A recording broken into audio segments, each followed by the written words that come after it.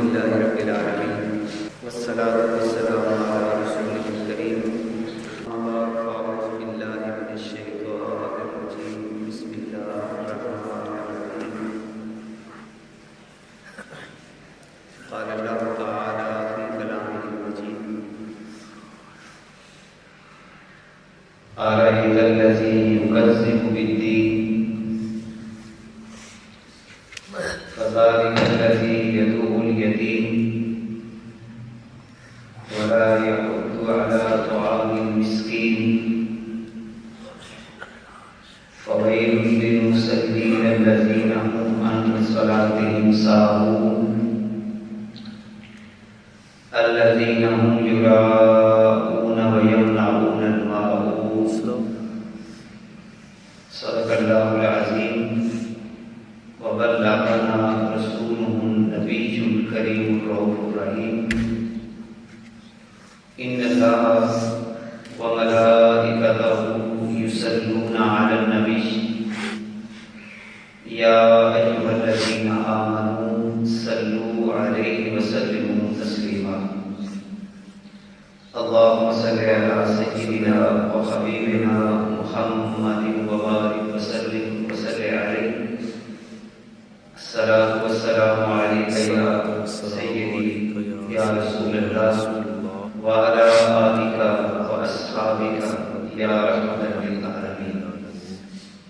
عزیزان محترم، اللہ رب العزت کی توفیق حضور سید عالم نور مجسم شفیع دو عالم آپ کی خصوصی توجہات اور عنایات کے فیض اللہ تعالیٰ نے مجھے اور آپ کو جمعے کا دن نصیب کیا. دعا ہے کہ اللہ تعالیٰ ہماری حاضری کو قبول فرمائے. میری اور آپ کی زندگی کی جو سانسیں باقی رہ گئی ہیں اللہ ان سانسوں کو اپنی بندگی میں اور حضور کی محبت میں بسر کرنے کی توفیق عطا فرمائے. آج کی ہماری گفتگو کا عنوان تدبر قرآن کے حوالہ سے سورۃ الماعون، اس پر چند باتیں تدبر کے حوالے سے عرض کرتا ہوں. دعا ہے کہ اللہ تعالیٰ ہمیں اس سورت کا نور اپنے سینوں میں جذب کرنے کی توفیق عطا فرمائے. آمین. اس سورت کا آغاز اللہ تعالیٰ ایک سوال سے فرما رہا ہے. أرأيت الذي يكذب بالدين، کیا آپ نے اس شخص کو نہیں دیکھا یا کیا آپ نے اس شخص کے بارے میں غور و فکر نہیں کیا جو دین کو جھٹلاتا ہے، دین کی تکذیب کرتا ہے. اللہ تعالیٰ نے یہاں پر آرائیتا کا لفظ استعمال کیا ہے جس کے دو معنی ہیں. دیکھنے کے معنی میں بھی استعمال ہوتا ہے اور غور و فکر کے معنی میں بھی استعمال ہوتا ہے. اگر اس سے مراد دیکھنا لیا جائے تو بھی معنی ٹھیک ہے کہ میں اور آپ اپنی روزمرہ زندگی کے اندر بہت سارے لوگوں کو دیکھتے ہیں جو دین کو جھٹلاتے رہے. اب دین کو جھٹلانے سے کیا مراد ہے؟ پہلے اس بات کو سمجھنا ضروری ہے کہ دین کا معنی کیا ہے. قرآن مقدس کے اندر لفظ دین دو معنی میں استعمال ہوا ہے. قیامت کے دن کے حوالے سے بھی استعمال ہوا، روز جزا اور سزا، جیسا کہ اللہ تعالیٰ سورہ فاتحہ میں ارشاد فرماتا ہے مالک یوم الدین، بدلے کے دن کا مالک، یعنی روز جزا کا مالک. تو دین کا ایک معنی قیامت کا دن ہے، حساب و کتاب کا دن ہے، اور دین کا دوسرا معنی جو اللہ تعالیٰ قرآن مقدس کے اندر ارشاد فرماتا ہے ان الدین عند اللہ الاسلام، اللہ کی بارگاہ میں اگر کوئی نظام قابل قبول ہے تو وہ اسلام کا ہی ہے. گویا کہ دین کا ایک معنی اسلام کا نظام ہے اور دین کا ایک معنی قیامت کا دن ہے۔ مفسرین نے جیسا کہ حضرت عبداللہ ابن عباس رضی اللہ تعالیٰ عنہ نے یہاں پر الدین سے مراد دین اسلام مراد لیا ہے، جبکہ بعض مفسرین نے اور بعض مفسرین کی رائے کے مطابق زیادہ مفسرین نے اس دین سے مراد قیامت کا دن لیا ہے۔ دونوں معنی لیے جائیں تو مفہوم بالکل ٹھیک بنتا ہے، یعنی مفہوم کے اندر کسی قسم کی کوئی کجی نہیں رہتی۔ کیا آپ نے اس شخص کو دیکھا؟ اب اس کے بھی دو معنی آپ نے لینے ہیں۔ کیا آپ نے اس شخص کو دیکھا جو اسلام کے نظام کو جھٹلاتا ہے؟ ایک معنی اس کا یہ ہوگا، یعنی آنکھوں سے دیکھا۔ کیا آپ نے اس شخص کو دیکھا جو اسلام کے نظام کو جھٹلاتا ہے؟ اور دوسرا اس کا معنی یہ ہوگا، کیا آپ نے اس شخص کو دیکھا جو قیامت کے دن کو جھٹلاتا ہے؟ اب دیکھنے کا معنی لیا جائے تو ادھر سے دو معنی ہو گئے کہ کیا آپ نے اس شخص کو دیکھا جو قیامت کے دن کو جھٹلاتا ہے یا اسلام کے نظام کو جھٹلاتا ہے۔ اور اگر آرائیتا کا معنی یہ لیا جائے غور و فکر، آرائیتا الذی یکذب بالدین، کیا آپ نے اس شخص کے بارے میں غور و فکر نہیں کیا، اس شخص کے بارے میں سوچا نہیں جو اسلام کو جھٹلاتا ہے یا جو قیامت کے دن کو جھٹلاتا ہے؟ اب یہاں پر گویا کہ پہلے جملے کے اندر اللہ تعالیٰ نے ہم سب کو زبان مصطفیٰ صلی اللہ علیہ وسلم سے دو چیزوں کی دعوت دی ہے، دیکھنے کی دعوت اور غور و فکر کی دعوت۔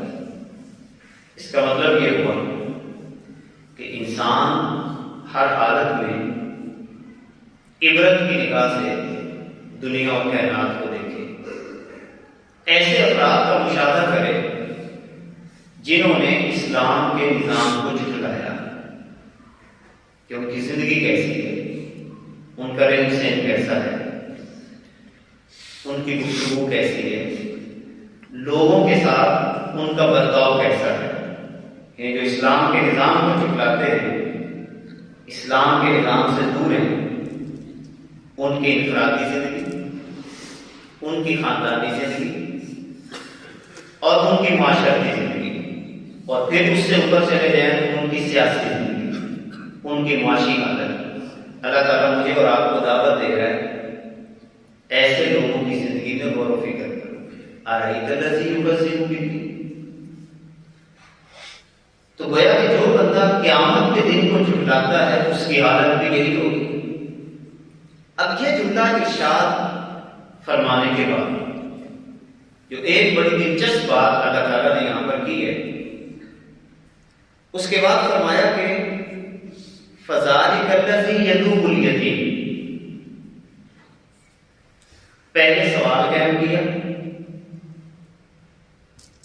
یہ ان لوگوں کے لیے ہے جو خود غور و فکر کرنے کی صلاحیت رکھتے ہیں، جن کو اللہ تعالیٰ نے یہ صلاحیت دی ہے کہ وہ غور کرتے ہیں کہ یار جو لوگ اسلام کے نظام سے دور ہیں ان کی زندگی کیسی ہے، کیا وہ سکون میں ہیں، کیا وہ دنیا کے اندر محبت پھیلاتے ہیں یا بدامنی پھیلاتے ہیں، کیا اسلام کے نظام سے دور رہنے والے افراد دنیا کو فائدہ دے رہے ہیں یا دنیا کا نقصان کر رہے ہیں۔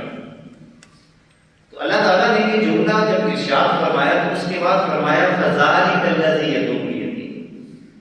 اگلا جملہ شروع کرنے سے پہلے اللہ تعالیٰ نے جو حرف استعمال کیا ہے وہ ہے فا، فَذَلِكَ الَّذِي، یوں بھی تو فرما سکتا تھا الَّذِي يَدُعُّ الْيَتِيمَ، ذَلِكَ الَّذِي يَدُعُّ الْيَتِيمَ۔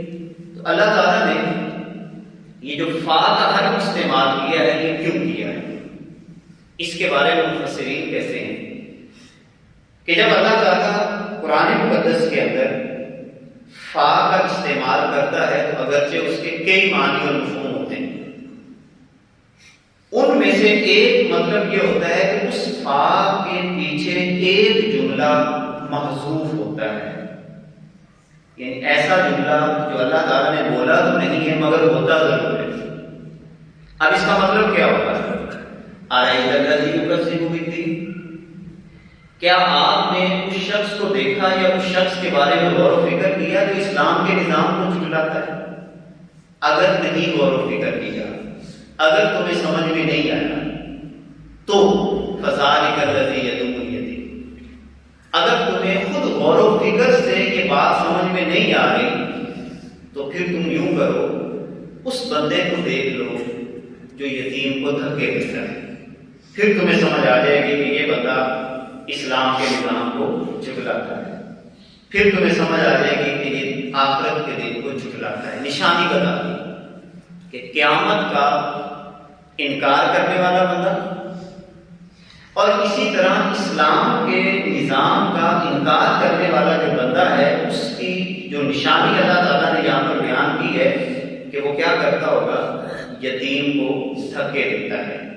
اب یہ آیت پاک بنیادی طور پر اس کے بارے میں مختلف اقوال کب نازل ہوئی اور کس کے بارے میں نازل ہوئی۔ بعض مفسرین کی رائے یہ ہے کہ یہ عاص بن وائل کے بارے میں نازل ہوئی، بعض مفسرین کی رائے یہ ہے کہ عبداللہ بن ابی کے بارے میں نازل ہوئی، لیکن زیادہ مفسرین کی رائے اس سلسلہ میں یہ ہے کہ یہ ابو جہل کے بارے میں یہ آیت پاک نازل ہوئی، فذالک الذی یدعو الیتیم۔ واقعہ اصل میں یہ ہے کہ ابو جہل جو تھا، اس کے ماتحت ایک بچہ یتیم اس کی کفالت میں تھا، مگر یہ کیا کرتا؟ نہ اس کو کھانا کھلاتا، نہ اس کو کپڑے پہناتا۔ اور عرب کے جو اکثر ذمہ دار لوگ تھے، ذمہ دار سے مراد جو وہاں کے جاگیردار تھے یا بڑے تھے، ان سب کی صورتحال ایسی ہی تھی سوائے چند افراد کے کہ وہ یتیموں کے ساتھ اچھا سلوک نہیں کرتے تھے، ان کا مال ہتھیا لیتے، ان کے مال و جائیداد پہ قبضہ کر لیتے۔ یتیم ان کے دروازے پہ آتا تو یہ کیا کرتے؟ موڑ دیتے۔ اور اگر وہ بیچارہ یتیم کھڑا رہتا للچائی نظروں سے کہ یار مال میرا ہے، یہ مجھے کیوں نہیں دے رہا، تو اس وقت وہاں کا جو بڑا آدمی ہوتا وہ کیا کرتا؟ اس کو دھکے دے کے اپنے گھر سے نکال دیتا۔ اب ہوا یوں کہ وہ جو ابو جہل کے ماتحت ایک یتیم بچہ تھا، وہ اس سے کپڑے لینے کے لیے آیا، کپڑے پہننے کے لیے نہیں تھے، اس کے بعد کپڑے لینے کے لیے آیا۔ ابو جہل نے پہلے کو واپس کر دیا، بچہ پھر آیا اور اس نے دھکے دے کر وہاں سے نکال دیا۔ جب دھکا دے کر باہر نکالا تو باہر اور مشرکین بیٹھے ہوئے تھے جو کہ ابو جہل کے ساتھی تھے۔ انہوں نے بطور مزاح اب بچے کو ایک بات کہی، اور یہ بات بڑی دلچسپ ہے۔ بچے کو یہ بات کہی کہ اگر تو اپنا حق لینا چاہتا ہے تو اس طرح کر کے جا کے محمد کو بتا صلی اللہ علیہ وسلم۔ اب حالانکہ اس وقت حضور صلی اللہ علیہ وسلم سے وہ سارے مخالف تھے، اب انہوں نے یہ مزاح کے طور پر بات کیوں کی کہ یہ بچہ محمد کے پاس جائے گا صلی اللہ علیہ وسلم، اور محمد صلی اللہ علیہ وسلم کی یہ خاصیت ہے کہ کوئی بھی صائب اس کے دروازے میں جاتا ہے اور حق بات کرنے کی کوئی نہ کوئی پہلو ہوتا ہے تو محمد صلی اللہ علیہ وسلم کو پیچھے نہیں رکھتے، وہ ضرور اس بچے کا ساتھ دیں گے۔ اور محمد صلی اللہ علیہ وسلم اس بچے کے ساتھ ابو جہل کے پاس جائیں گے، اور ان کے درمیان جب لڑائی ہوگی تو ہم یہ چسکا لیں گے کہ ان کے درمیان ہم لڑائی کر سکیں گے۔ نبی کریم صلی اللہ علیہ وسلم کے پاس وہ بچہ آتا ہے اور آ کے عرض کرتا ہے کہ ابو جہل میرا حق نہیں دے رہا۔ نبی پاک صلی اللہ علیہ وسلم فوراً کھڑے ہوئے اور بچے کے ساتھ چل دیے۔ اب وہ جو مشرکین تھے وہ بھی ابو جہل کے دروازے کے قریب پیچھے کر کے کھڑے ہوئے، یہ تماشا دیکھنے کے لیے کہ اب محمد صلی اللہ علیہ وسلم اور ابو جہل کے درمیان جو اب طلب کلامی ہوگی اور جو لڑائی ہوگی ہم اس کا چسکا لیں گے اور اس کا مزہ لیں گے۔ نبی پاک صلی اللہ علیہ وسلم تشریف لاتے ہیں، دروازہ کھٹکھٹاتے ہیں، ابو جہل باہر نکلتا ہے، کائنات کے آقا صلی اللہ علیہ وسلم ایک جملہ ارشاد فرماتے ہیں اس یتیم کو اس کا حق دے، اور کوئی بات نہیں۔ ابو جہل بھاگا بھاگا اندر جاتا ہے اور جا کے اس بچے کا حق لے کر بچے کو دے دیتا ہے۔ اب جیسے ہی وہ مشرکین تو بڑے حیران ہوئے کہ یہ کیا قصہ ہوا، کہ ہم نے تو اس لیے اس بچے کو بھیجا تھا تاکہ ہم یہ لڑائی دیکھیں، مگر جو ابو جہل نے کیا کیا ہے فوراً وہاں پر بچے کا حق دے دیا ہے۔ وہ سارے کے سارے ابو جہل کے پاس اکٹھے ہو کر آئے اور کہنے لگے کہ کیا تم نے اپنا دین چھوڑ دیا؟ اب ذرا غور کریں کوئی لفظ، کیا تم نے اپنا دین چھوڑ دیا ہے؟ دین بمانا نظام، یعنی تیرا نظام تو یہ تھا کہ تو یتیموں کو کچھ نہیں دیتا تھا، تیرا نظام تو یہ تھا کہ یتیموں کو دھکے دیتا تھا، کیا تو نے اپنا دین چھوڑ دیا ہے، اپنا نظام چھوڑ دیا ہے، اپنی رسم چھوڑ دی ہے کہ تو نے اس بچے کو اس کا حق دے دیا ہے؟ ابو جہل کہنے لگا مسئلہ یہ نہیں ہے کہ جب یہ محمد صلی اللہ علیہ وسلم میرے پاس آیا تھا اس کا روب مجھ پر اتنا طاری ہو گیا اور مجھے ایسا لگا کہ اگر آج میں نے اس بچے کا حق نہ دیا تو محمد کے ساتھ کچھ فوج ہے تو مجھے کچل ڈالے۔ یہاں پر علماء نے لکھا ہے کہ جو بندہ اللہ کی رضا کے لیے کسی غریب کا ساتھ دیتا ہے، اللہ کی رضا کے لیے کسی محتاج کا ساتھ دیتا ہے، کسی یتیم کے ساتھ ہو جاتا ہے، اس کی کوئی غرض نہیں ہوتی، اور پوری قوت کے ساتھ پوری دیانت کے ساتھ جب وہ آگے بڑھتا ہے، اللہ تعالیٰ اس بندے کی طبیعت میں ایسا روب پیدا کر دیتا ہے کہ ظالم بھی اس کے سامنے دبنا شروع ہو جاتا ہے۔ اب اس لیے اللہ تعالیٰ نے یہاں پر فرمایا فذلک الذی یدعو الیتیم۔ اب یتیم کا حق مارنا، اس سے کیا مراد ہے؟ اس سے مراد ایک تو یہ ہے کہ اس کو وراثت سے محروم رکھنا، یا اس کا ایک معنی یہ بھی ہے کہ اگر کوئی بچہ یتیم ہو گیا تو چچا نے، بھائی نے یا اور کسی رشتہ دار نے کیا کیا، اس کو گھر کے اندر بطور ملازم رکھ لیا اور اس کا مال ہتھیانے کر لیا، اور جب وہ بچہ اس سے مانگتا ہے تو وہ صحیح انداز کے ساتھ وہ بندہ اس کے ساتھ ڈیل نہیں کرتا بلکہ اس کو دھکے دیتا ہے یا اس کو ذلیل و رسوا کرتا ہے، تو یتیم کو دھکا دینے سے مراد یہ بھی ہے۔ اسی طرح یتیم کو دھکا دینے سے مراد یہ بھی ہے کہ یتیم کی بے توقیری کرنا، یعنی یہ سمجھنا کہ اس کے پیچھے تو کوئی ہے نہیں، اس کا باپ نہیں ہے، اس کے پیچھے کوئی اس کا دادا نہیں ہے، پردادا نہیں ہے، یہ ایک اکیلا انسان ہے، اکیلا بچہ ہے، اس کو جیسے مرضی آپ پھانکتے چلے جاؤ، اس کی بے عزتی بھی کرنا، اس کو بے توقیر کرنا، تو یہ ہے یتیم کو دھکا دینے سے مراد۔ جبکہ نبی پاک صلی اللہ علیہ وآلہ وسلم ارشاد فرماتے ہیں آنا وقافل الیتیم، بڑے پیارے لفظ ہیں، یتیم کی بڑی شان ہے جو اللہ اس کے رسول نے بیان کی ہے، بڑی شان ہے۔ کئی مقامات پر اللہ تعالیٰ نے یتیم کی شان کو بیان کیا ہے، یتیموں کے ساتھ اس نے سلوک کرنا، یتیموں کی پرورش کرنا، یتیموں کے سر پہ شفقت کا ہاتھ رکھنا، یتیموں کو ان کا حق دلانا، یہ ساری باتیں اللہ اس کے اور بڑی شدت کے ساتھ اس پر زور دیا ہے۔ بلکہ قرآن مقدس کے اندر تو اللہ تعالیٰ نے یہاں تک بات فرمائی ہے کہ بے شک وہ لوگ جو یتیموں کا مال ناحق کھاتے ہیں وہ ایسے ہی ہے کہ جیسے اپنے پیٹوں میں جہنم کی آگ کو ڈال رہے ہیں، یعنی یتیم کا جو مال بھی کھایا جاتا ہے وہ یوں ہی ہے کہ جیسے اپنے پیٹ کے اندر جہنم کی آگ کو بھرنا۔ اور کائنات کے آقا صلی اللہ علیہ وسلم فرماتے ہیں کہ جس نے یتیم کی پرورش کی، یتیم سے محبت کی، یتیم سے پیار کیا، فرمایا آنا وقافل الیتیم کا ہاتھیں، یوں حضور نے 2 انگلیاں آپس میں ملائیں، فرمایا کہ میں اور یتیم کی کفالت کرنے والا کل قیامت کے دن اس انداز کے ساتھ اکٹھے ہوں گے۔ اتنی بڑی شان ہے یتیم کے ساتھ حسن سلوک کرنے کی۔ جہاں پر ایک اور بات بھی ثابت ہوتی ہے جو مفسرین نے یہ لکھی ہے آرأیت الذی یکذب بالدین فذلک الذی یدعو الیتیم۔ اللہ تعالیٰ نے یہاں پر ابو جہل کے بارے میں یہ بات کی ہے۔ مفسرین نے یہاں پر ایک بہت پیارا نقطہ نکالا ہے تدبر کے طور پر، کہ اگر کوئی شخص اعلانیہ گناہ کرتا ہے، مثلا اعلانیہ لوگوں کے حق پہ ڈاکہ ڈالتا ہے، رسم کرتا ہے، کسی بھی قسم کا جرم اعلانیہ کرتا ہے، تو اب اس اعلانیہ جرم کرنے والے کا گناہ، اس کی برائی لوگوں کے سامنے بیان کرنا یہ غیبت نہیں کہلاتا۔ ایک ہے کسی سے گناہ کا ہو جانا، اس پہ پردہ ڈالنے کا ہوتا ہے۔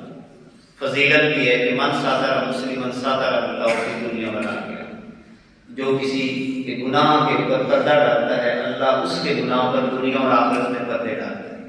مگر ایسا بندہ جو اعلانیہ گناہ کرتا ہے، یتیم کا مال ناحق کھاتا ہے، اعلانیہ لوگوں کو پتا ہے کہ یہ یتیم کا مال کھاتا ہے، لوگوں کو پتا ہے کہ یہ لوگوں کی زمین پہ قبضے کرتا ہے، لوگوں کو پتا ہے کہ لوگوں کو وراثت سے محروم، اعلانیہ گناہ کرتا ہے، تو ایسے شخص کے بارے میں لوگوں کو بتانا علماء یہ لکھتے ہیں کہ یہ غیبت کے درجے میں نہیں آئے گا، تاکہ اس شخص کی نیت کے بارے میں لوگوں کو بتایا جائے کہ یہ بندہ ایسا ہے کہ لوگوں کے حقوق پر قبضہ کرتا ہے۔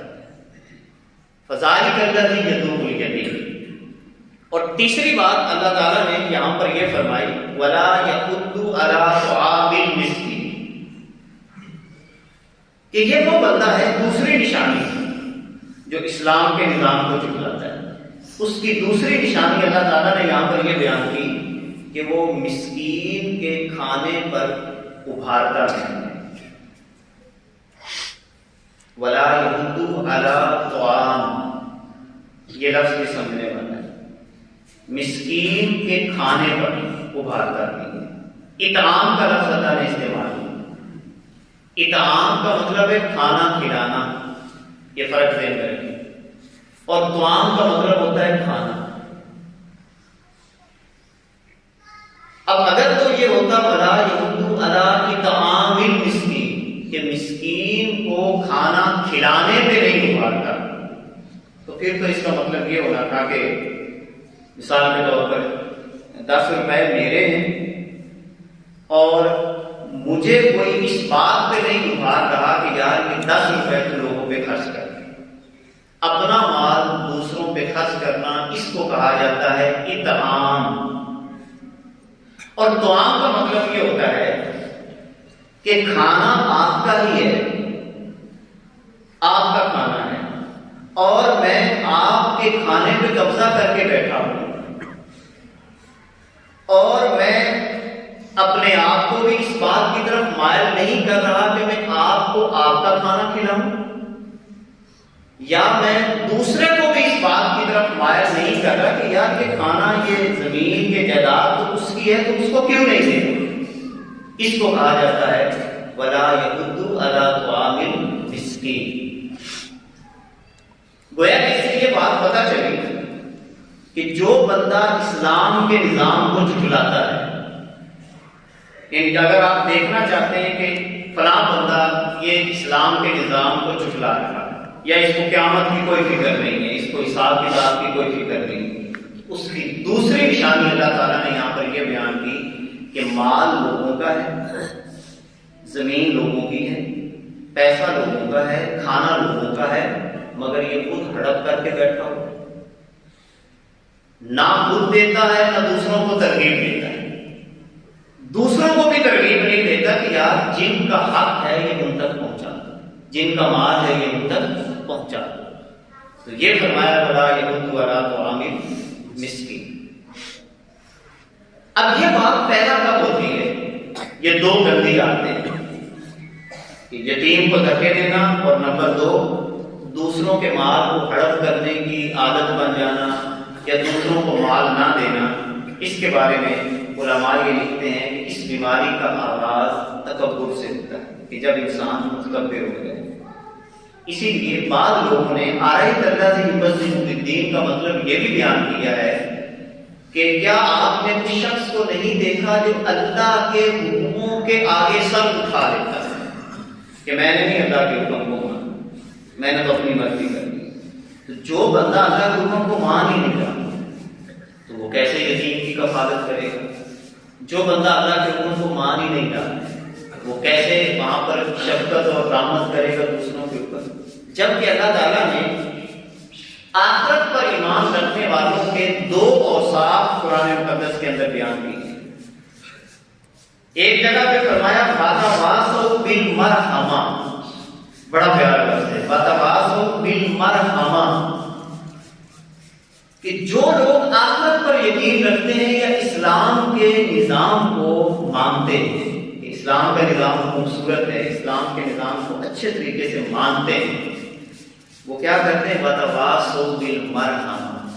سبحان اللہ، جب بھی آپس میں بیٹھتے ہیں تو کیا باتیں کرتے ہیں کہ یار دوسرے پہ رحمت کیسے کرنی، دوسرے پہ شفقت کیسے کرنی، دوسرے کو کھانا کب کھلانا ہے، دوسرے کو دینا کب ہے، یعنی دینے کی بات کرتے ہیں، وہ لینے کی بات نہیں۔ وَتَوَاصَوْا بِالْمَرْحَمَةِ، رحمت کی بات کرتے ہیں۔ اس کا مطلب یہ ہوا وہ لوگ خوش نصیب ہیں، وہ دوست خوش نصیب ہیں، وہ بیلی سجن خوش نصیب ہیں، وہ بیٹھ کے بابرکت ہیں، وہ لوگوں کا ہجوم بابرکت ہے جس ہجوم کے اندر لوگوں کے ساتھ رحمت کی بات کی جاتی ہے، جس ہجوم کے اندر لوگوں کے ساتھ محبت کی بات کی جاتی ہے، جس ہجوم کے اندر لوگوں کو آپس میں ملانے کی بات کی جاتی ہے۔ وَتَوَاصَوْا بِالْمَرْحَمَةِ۔ اچھا، دوسری صفت اللہ تعالیٰ نے یہ بیان کی، وَتَوَاصَوْا بِالْحَقِّ، حق دینے کی تلقین کرنا، یعنی وہ دوست جو آپس میں بیٹھتے ہیں اور کس عنوان پہ بات کرتے ہیں، یار یہ فلاں کا حق ہے فلاں کو دیا جائے، فلاں کا حق ہے فلاں کو دیا جائے، فلاں کا حق ہے فلاں کو دیا جائے۔ ایسی دوستیاں، ایسی بیٹھیں، ایسی یاریاں بھی بابرکت ہوتی ہیں کہ جن کے اندر ان موضوعات کے اوپر گفتگو کی جاتی ہے۔ اب اس کے بعد فرمایا فوائل للمصلین، ہلاکت ہے ان نمازیوں کے لیے الذین هم عن صلاتهم ساہون، جو اپنی نمازوں سے بھولے ہوئے۔ اب ساہون کا معنی کیا ہے؟ یہاں پر اس کو سمجھنے کی ضرورت ہے۔ پہلے تو ویل کا معنی سمجھیں۔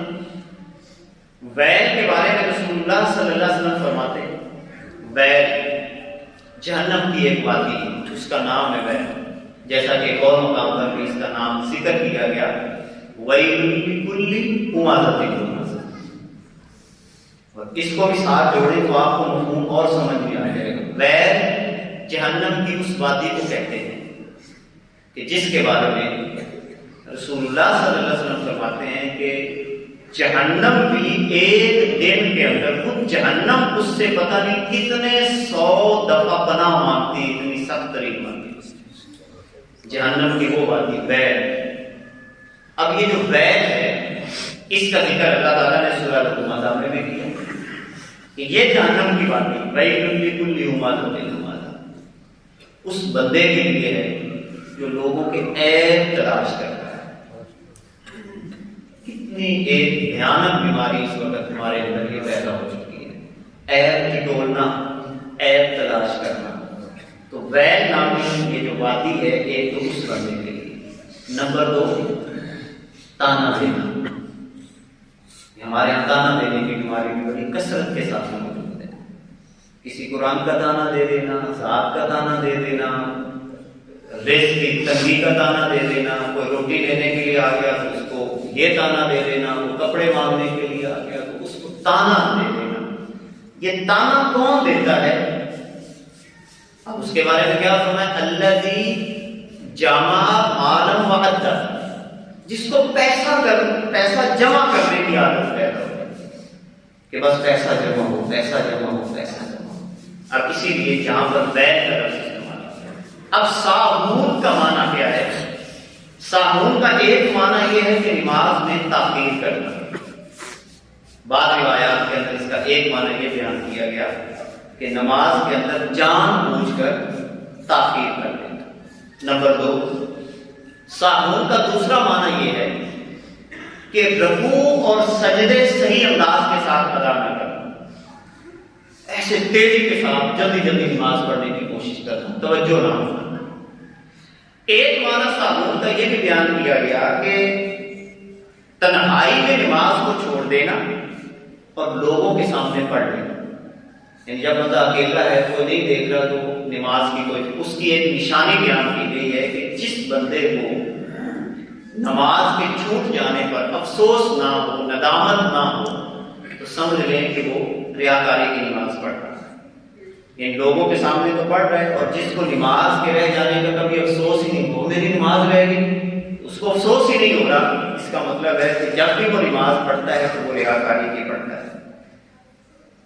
ایک معنی غفلت کا یہ ہے کہ بالکل پڑھنا ہی نہیں ہے نماز، اور جو نماز پڑھتے ہیں اور تمام آداب کو بجائے لائے بغیر، نماز کے آداب میں خشوع اور خضوع ہے، پورا دھیان چاہیے نماز کے لیے، پوری توجہ چاہیے نماز کے لیے۔ طبرانی شریف کی روایت ہے، آقا کریم علیہ السلام ارشاد فرماتے ہیں کہ بعض دفعہ بندہ نماز پڑھتا ہے، نماز پڑھ کے جب مسجد کے دروازے سے باہر نکلنے کا ارادہ ہی کرتا ہے تو اللہ تعالیٰ کے کپڑے کی طرح، پوسیدہ کپڑے کی طرح اس کی نماز کو لپیٹ کر اس کے منہ پہ مار دیتا ہے۔ کیوں؟ اور ساتھ وہ نماز خود بھی کہتی ہے، نماز سے جب بندہ فارغ ہوتا ہے تو وہ نماز کیا کہتی ہے؟ جس طرح تو نے مجھے برباد کیا، اللہ تجھے برباد کیا۔ یعنی خود نماز بھی انسان کے خلاف مقدمہ، ایک طرح جو پڑھتا ہی نہیں ہے اس کا وبال تو الگ ہے، وہ کتنا وبال ہے اس کے بارے میں روایات بھری پڑی۔ ایک وہ بندہ جو نماز پڑھتا ہے اور نماز کے اندر خشوع اور خضوع، پورا دھیان اور اللہ کی رضا شامل نہیں ہے، دکھاوا معاذ اللہ آ گیا یا کوئی اور چیز شامل ہو گئی، تو جیسے ہی نماز سے فارغ ہوتا ہے تو نماز کیا کہتی ہے کہ جس طرح تو نے مجھے برباد کیا، اللہ تجھے برباد کرے۔ تو یہ ہے فویل للمصلین الذین هم عن صلاتهم ساہون الذین هم یراؤون ویمنعون الماعون۔ آخری جملہ جو اس سورہ پاک کا یہ ہے کہ یراؤون، یراؤن کا معنی ایک یہ کیا گیا کہ بوجھل دل سے نماز پڑھنا، یعنی محبت سے نہیں، بس ایسے دل کے اوپر بوجھ لے کر نماز پڑھنا، ایک تو اس کا معنی یہ ہے۔ اب ریا کو پہچاننے کا طریقہ کیا ہے؟ ریا کیا ہے جس کو ہم ریاکاری کہتے ہیں؟ ہر وہ عبادت جو اللہ کے لیے کی جاتی ہے، ہر وہ عبادت جو اللہ کے لیے کی جاتی ہے، اس عبادت سے دنیا کو طلب کرتا ہے۔ مثلا نماز پڑھتا ہے تاکہ لوگ مجھ پر اعتماد کریں معاذ اللہ، اور میں پھر جو مرضی کرتا ہوں، خدا نہ خواستہ یہ اگر نیت دل میں آ گئی کہ میں نماز پڑھوں گا، میں دین کا کام کروں گا، میں روزہ رکھوں گا، میں حج کروں گا، میں صدقات و خیرات دوں گا تاکہ لوگ مجھ پہ اعتماد کریں، اور جب میں لوگوں کا اعتماد حاصل کر لوں گا تو میں جو مرضی کرتا ہوں، اس کو ریاکاری کہا جاتا ہے۔ لوگوں کے دلوں میں مقام پیدا کرنے کے لیے عبادت کرنا، تعریف کو پسند کرنا کہ یار میں یہ دین کا کام کروں گا یا نماز پڑھوں گا تو لوگ میری تعریف کریں گے، میرے گھر والے تعریف کریں گے، میرے رشتے دار تعریف کریں گے، میرے محلے والے تعریف کریں گے کہ یار بڑا بندہ نیک ہو گیا ہے۔ تو لوگوں کی تعریف حاصل کرنے کے لیے جب کوئی بندہ کام کرتا ہے تو یہ یراؤون کے درجے میں آ جاتا ہے، الذین هم یراؤون۔ پھر لفظ استعمال کیا ماعون۔ اب ماعون ویمنعون الماعون، عام ہم اس کا ترجمہ یہی کرتے ہیں کہ جو برتنے کی چیزیں لوگوں کو نہیں دیتے۔ اس کا ایک معنی زکوٰۃ بھی ہے کہ جو لوگوں کو زکوٰۃ نہیں دیتے، زکوٰۃ فرض ہے۔ اب زکوٰۃ دو طرح کی ہوتی ہے، ایک تو مال کے اوپر جو 52.5 تولے چاندی کی مقدار ایک سال کا جیسے گزر گیا، پہلے اس کے اوپر تفصیلی مسائل کا ذکر بھی کچھ کر چکا ہوں۔ زکوٰۃ اس پہ فرض ہوگی، سال کے بعد 2.5% اس کا دینا اس کے اوپر ضروری ہے، مگر وہ ادا نہیں کرتا یا عشر ادا نہیں کرتا۔ عشر فرض ہے، ہر پیداوار کے اوپر عشر فرض ہے، 20واں حصہ اللہ کی راہ میں دینا ہے، وہ نہیں دیتا۔ ایک معنی ماعون کا یہ ہے وَيَمْنَعُونَ الْمَاعُونَ، دوسرا اس کا معنی ہے مال، کہ جو اللہ تعالیٰ نے اس کو مال دیا ہے وہ لوگوں پہ خرچ نہیں کرتا۔ تیسرا اس کا معنی یہ ہے گھریلو استعمال کی اشیاء، یہ جتنی بھی گھریلو استعمال کی اشیاء ہیں، کوئی پڑوسی آ گیا اس کو دینا۔ اچھا یہاں پر ایک مسئلہ ذہن میں رکھیں، بعض لوگ یہ پھر سوال کرتے ہیں، بعض لوگوں کو عادت بن جاتی ہے کہ وہ جان بوجھ کر اپنے گھر کی چیزیں استعمال نہیں کرتے، وہ دوسروں کے گھروں میں زیادہ فلاں چیز لے اور فلاں چیز لے اور فلاں چیز لے۔ اس کے بارے میں فقہاء نے کہا ہے کہ جس بندے کی جان بوجھ کے عادت بن جائے تو ایسے بندے کو بعض اوقات چیز نہ دینا وہ اس درجے میں نہیں آئے گا۔ یا آپ کی یہ قیمتی چیز ہے، جیسے ہمارے یہاں استری ہے یا جوسر مشین ہے یا اس طرح کی کوئی چیز ہے، اب آپ اگر کسی کو دیتے ہیں تو ان کی عادت یہ ہے کہ وہ چیزوں کا استعمال اچھا نہیں کرتے، وہ بالکل خراب کر دیتے ہیں۔